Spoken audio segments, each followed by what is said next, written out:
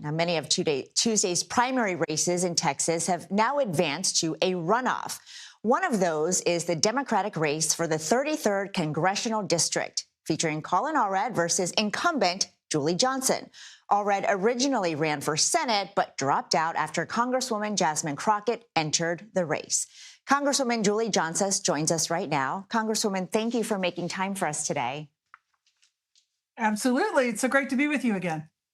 Well, I just want to start with how you're feeling about the race. How do you think you're going to do? Oh, I feel great. We really outperformed in this race against a candidate who had a 90% name ID. We knocked on tens of thousands of doors and forced a runoff against a candidate who spent over $100 million in the state of Texas over the last two election cycles, and he could not even get a majority of the vote. So we're feeling really good about where we are in the runoff. Our voters and our supporters are strong, they're determined, and we're looking forward to bringing it home at the end of May. Well, I want to play some of what Colin Allred said about you on election night because I want to give you a chance to respond. So here's what he said. For 6 years, I never traded a single stock while I was in Congress because I thought that it was unethical. And I think it is, and it's something we should make illegal. I rely on individuals to support my campaigns. I don't take a dime of corporate PAC money. Julie Johnson has made a very different decision. She's one of the top stock traders in the country and received hundreds of thousands of dollars in PAC money. Congresswoman, I know you've addressed this criticism before, in fact, right here on this show, but because Allred just made those remarks this week, what is your response? Right. He knows that those attacks are not true and they're not accurate. And he does that. He launches false attacks. He lies over and over again because he doesn't have a record of his own to run on. All he can run on is attacking me falsely because he doesn't have anything positive to say about himself, which is really unfortunate. I've run a campaign on issues that have affected the people of this district: housing, affordability, pushing back on ICE. He voted to enable ICE. He didn't do anything on affordability. He didn't do anything on health care. And I've addressed all of those issues, which is why I can run on a record, why all he can do is run on tearing down another Democrat falsely.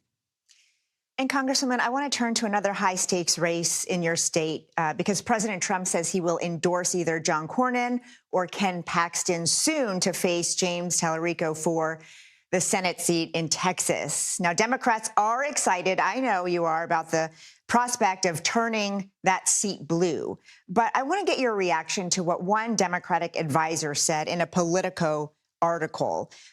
He said, we have to be practical about how we use our resources. You need a perfect storm to kill a white whale. And if it's going to be Cornyn in the general election, then it's not a perfect storm. Do you agree with that?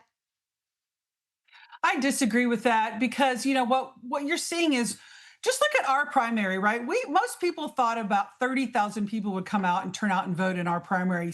Almost 72,000 people turned out. It was an incredible turnout, and we saw that across the state.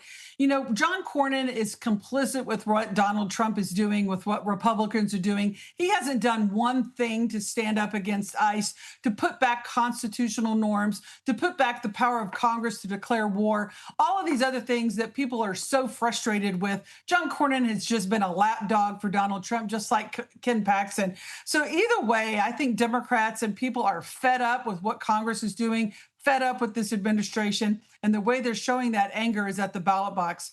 And I think in James Tallarico and in Gina Hinojosa going against Greg Abbott, we have some excellent candidates at the top of our ticket who provide clear articulation as to the members of what the Democrats stand for. And when I win this runoff, I'll be right there with them in November advocating for the District 33 folks as well.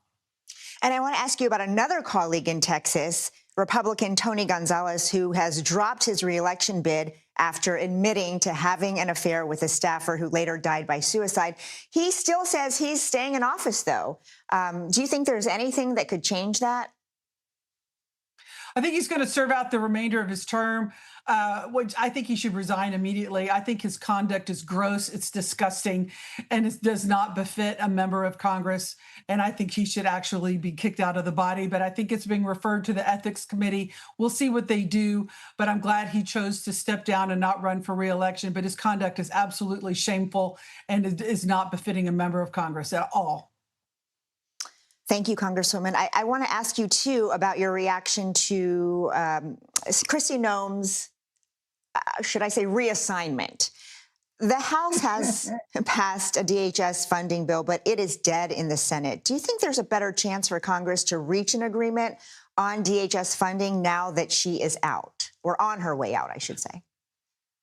Well, we'll see. I mean, Kristi Noem was a terrible secretary. You know, I've called for her impeachment multiple occasions over the year as a member of the Homeland Security Committee, but it's also the conduct of the agency. I think we have to see a whole-scale revamping of what the mission and purpose of this agency is. We have to see a complete stoppage of these roaming patrols that are just terrorizing people solely based on racial profiling, abusing the constitutional protections, and just ignoring the rights of the people in this country. And unless we see a wholesale commitment to withdraw from all of that, I don't see anything changing. If this new person is going to step in and keep business as usual, then it doesn't really matter. So we're going to have some real honest conversations at the family table about what this agency does, what its purpose is going forward, and how it can be completely restructured, because what it's doing right now is completely unacceptable. All right, Congresswoman Julie Johnson, thank you for being so gracious with your time today. Absolutely. Thanks for having me. It's great to be with you.